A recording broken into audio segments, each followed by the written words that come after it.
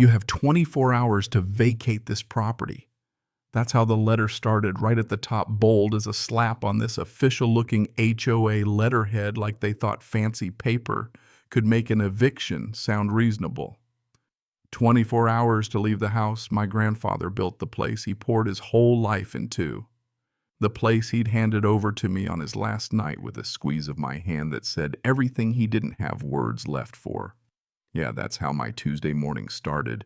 A bureaucratic threat slipped under my door, acting like a goodbye. Let me back up a sec. I'd been in that house about 6 months ever since the funeral, tying up the last knots of grief and mortgage paperwork, trying to settle into routines that used to feel like summer vacations and now just felt like growing up way too fast. I did everything by the book, deed in my name, property taxes paid, lawn mowed every weekend whether it needed it or not, because that's what Grandpa did. But apparently none of that mattered, not to the newly minted HOA president who'd gotten herself elected and then started throwing her weight around like she was queen of the cul-de-sac. This letter, it listed violations: my landscaping supposedly against community standards, my truck improperly parked trash bin, not precisely lined up to their invisible rule.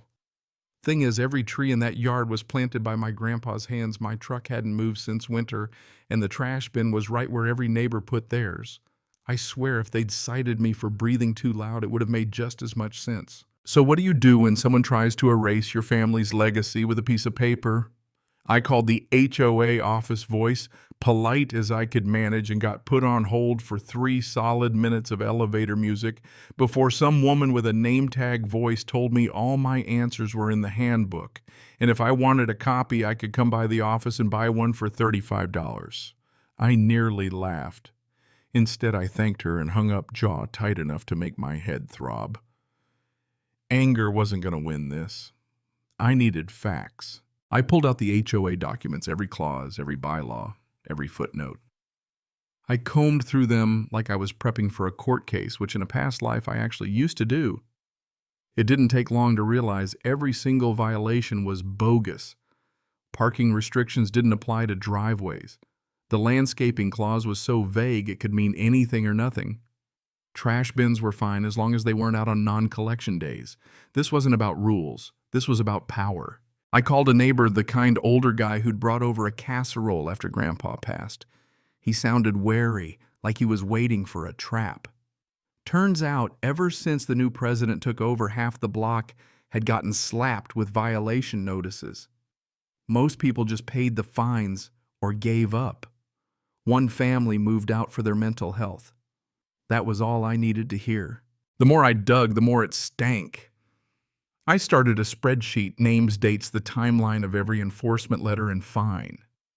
There was a pattern: people getting squeezed, caving in. Then here's the kicker: their houses bought up at suspiciously low prices by the same LLC.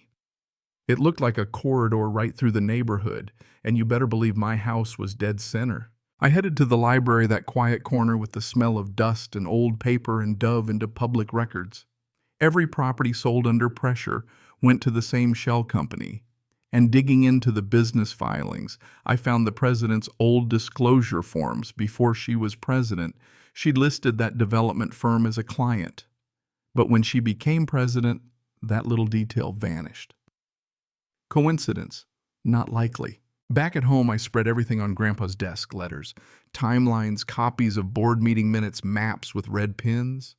I called the family who'd been forced to move, found their new address, and reached out. When they called back, their voices were tired, real tired, but they still wanted to tell their story. Same harassment, same threats, same real estate agent swooping in with a low-ball offer. The wife's anxiety got so bad she couldn't sleep. They'd given up and sold just to breathe again. The more I learned, the more determined I got. I wasn't just fighting for my house anymore. I was fighting for everyone who'd been chewed up and spat out by this racket. But I also knew what was coming. Sure enough, a few days later, my power got shut off. Only my house, nobody else's. The utility company claimed the HOA said my wiring was a fire hazard, complete with documentation. Only nobody'd ever inspected my house. It was a move straight out of a dirty playbook: make life unlivable force the holdouts to fold. So I walked straight into the HOA office, the same woman at the desk, eyes flicking down like she wished I'd disappear. I asked for the president. No appointments for 3 weeks. I filled out their complaint form anyway, paid the $75 processing fee, and got a stamped receipt. Right then the president just happened to step out, her smile so rehearsed you could almost hear the cue cards. She told me these things take time and maybe I should consider moving on for my own good. That was the moment I knew she wasn't even pretending anymore. That night I got a letter from an attorney official with embossed letterhead and everything listing $700 in fines and threatening foreclosure if I didn't pay up in 10 days. They thought the pressure would break me. They had no idea who I was. You know what I mean? Some folks crack. Others get focused. I packed up everything, even made backup copies, booked a motel room with Wi-Fi and kept working. I mapped every document, every lie, every penny. The HOA had an emergency meeting scheduled, the one where they'd vote to boot me out. I knew they expected a desperate, angry homeowner ready to beg. What they got instead was a stack of evidence and a plan. I practiced my argument, not some big grandstanding speech, but a simple, logical flow. Start with their paperwork, then the bylaws, then the real story behind the scenes. The night before, I tucked Grandpa's dog tags under my shirt, the same ones he wore when he built that house, the same ones he left to me. I reminded myself, stand your ground, stay steady, don't blink. The meeting was packed, standing room only, folks whispering, all eyes on me. The president ran the agenda like she was hosting the Oscars, breezing through the routine stuff before landing on enforcement. She rattled off my supposed sins, then opened the floor. I let her talk. When she finally called my name, I stood up, leather document case in hand. I handed out copies of every violation letter, pointed to the bylaws on a projector, showed photographs. My lawn, measured my paint color, matched my truck parked legal. Each supposed violation was nonsense, proven right there for everyone to see. Then I showed the pattern, who got targeted, who sold, and who bought their house. Then finally I dropped the real bomb, the connection between the president and the developer, documented, time-stamped, undeniable. She tried to talk over me, called it conspiracy, said I was grasping at straws. That's when I pulled out my credentials. My real credentials, former JAG officer, nearly a decade in administrative law. I told them I'd built cases tougher than this one, and every shred of evidence was gathered by the book. The room went dead silent. Then all at once, everyone started talking, demanding answers. The board started to fracture right there in front of us. A junior member called for a vote to suspend all enforcement actions and start an independent audit.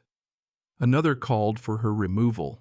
The president tried to shut it down, citing bylaws, until someone reminded her that the same bylaws required disclosure of business interests. The vote was swift. Of about 60 people, 54 raised their hands for removal.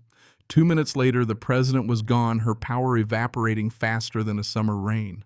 The board reversed every fine, restored my utilities, voted for a full investigation, and set up new rules to keep this kind of abuse from ever happening again. Residents who'd kept quiet came up to apologize, thank me, even admit they'd been scared. The family who'd lost their home called they had a lawyer and were thinking about suing. News reporters started sniffing around, and the new interim president promised real transparency from here on out. 3 weeks later, I got letters, official apologies, refunds with interest, and finally a clean record. The county wrapped up their investigation and published a public report. The former president had violated the rules, lined her pockets, and manipulated the board. She faced criminal charges. The development company quietly paid settlements to families who'd been forced out. But here's the thing. The real win wasn't just getting my house back. It was seeing the neighborhood change, seeing folks come together, knowing the next time someone tries to pull this kind of scam, they'll find a wall waiting for them, not a welcome mat. My grandfather's house stood, the heat back on the porch, lights warm again.